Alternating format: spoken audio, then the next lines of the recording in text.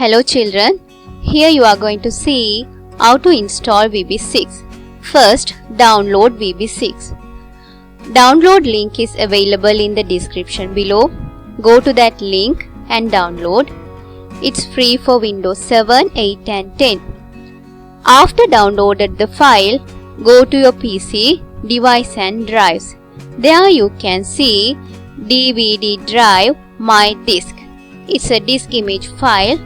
Right click and open it. In that list, double click on Setup.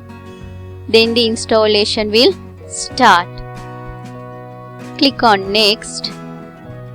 Starting. Wait. Continue. Click on OK. Setup is searching. Click on Custom.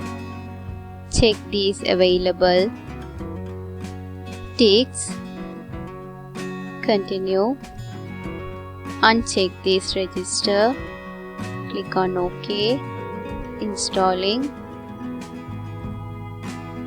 After that, the window will be restarted. Then you can see install MSDN. Uncheck that. Then install Shield. That one also no need to select. Click on Next and continue. Install Server Setup. Continue and finish. Now you have successfully installed VB6. Good luck children.